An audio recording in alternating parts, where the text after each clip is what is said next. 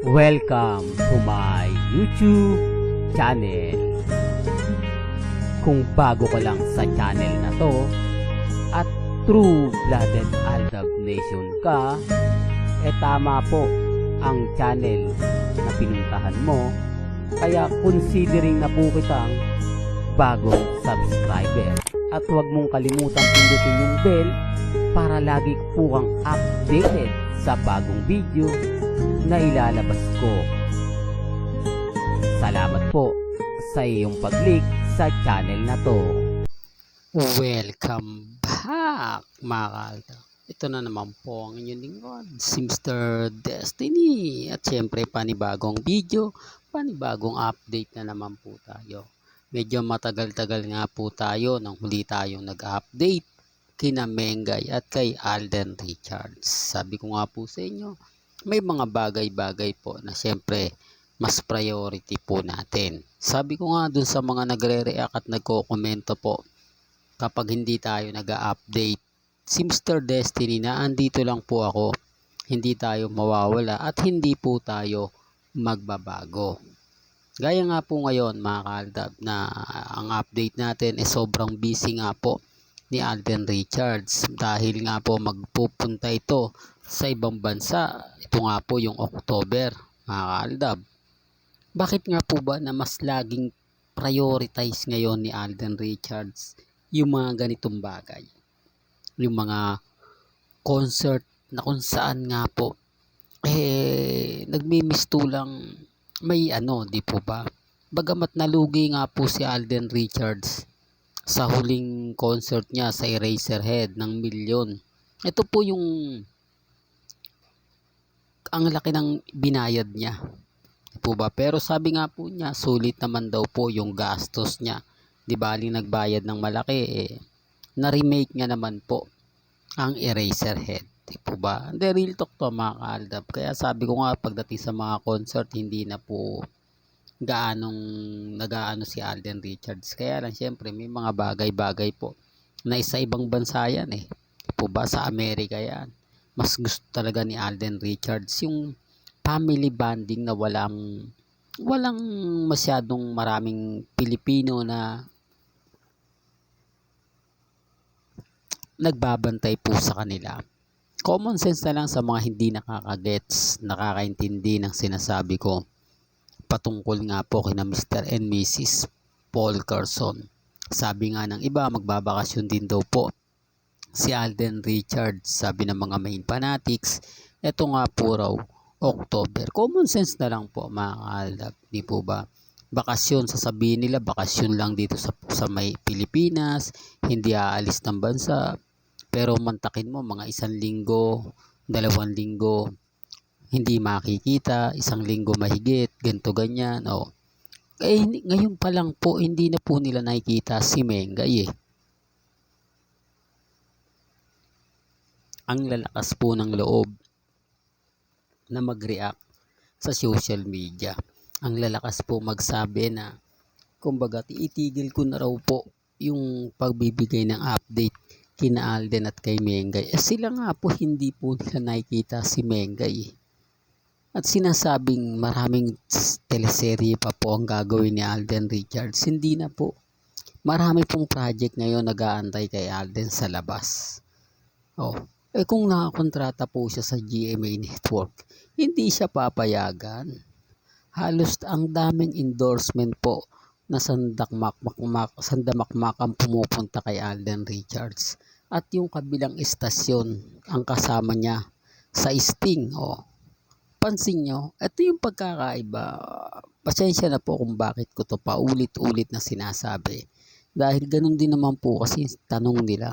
Paulit-ulit lang po. Sinasagot ko lang po yung mga dumadaan sa channel natin na nagsasabing hindi naman aalis si Alden Richards sa GMA at nakakontrata pa po siya at hindi po siya makukuha ni Jenny Ferrer. Remind ko lang po sa mga bumabatikos po sa akin, wala po akong sinabi na si Alden magre-resign sa GMA Kapuso. Mananatili po siyang Kapuso. Sabi nga po niya yan. Pero freelancer na lang po siya. Puwede siyang tumanggi sa mga ipapagawa sa kanya katulad ng love team, o tapos mga promotion ng GMA Network, promotion ng Sparkle Artist Center.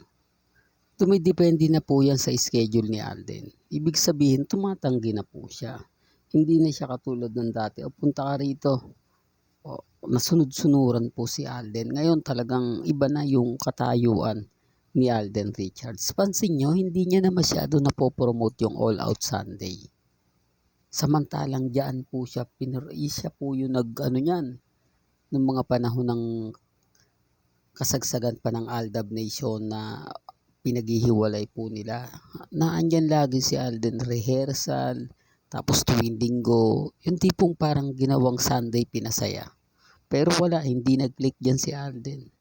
Kumbaga ayaw ni Alden Richards. Kaya nga po pag may mga promotion, hindi siya dyan pumupunta. Kaya tapos sasabihin po nila na si Alden Richards nasa GMA Kapuso pa rin nakakontrata.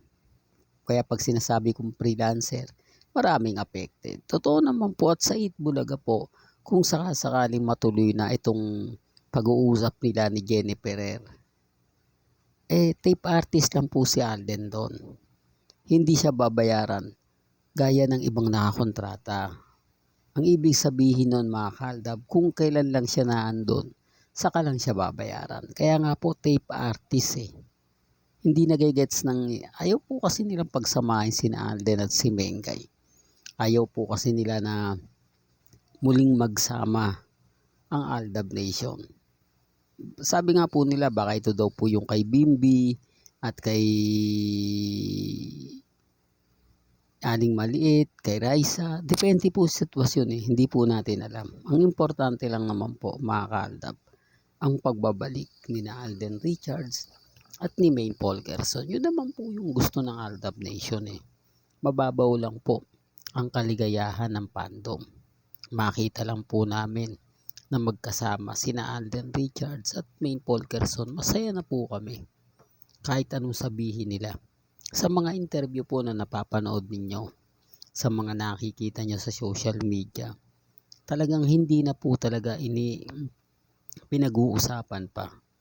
Lalong-lalo na yung sinasabing laging single si Alden. Wala na, basag na po sila Di po ba? Patunay lang po yan at respeto na lang po sa mga taong bitter.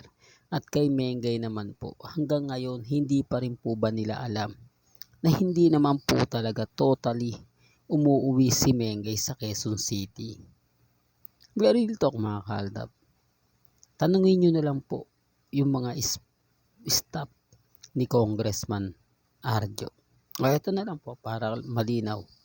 Puntahan nyo yung page niya. Parang ako pa po nagpo-promote, no?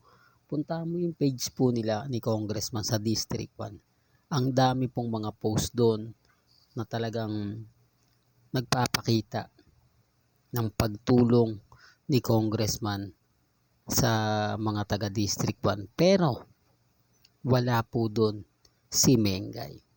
No show po si Mengay. Pero yung nanay niya, si Ibyang, makikita at makikita mo.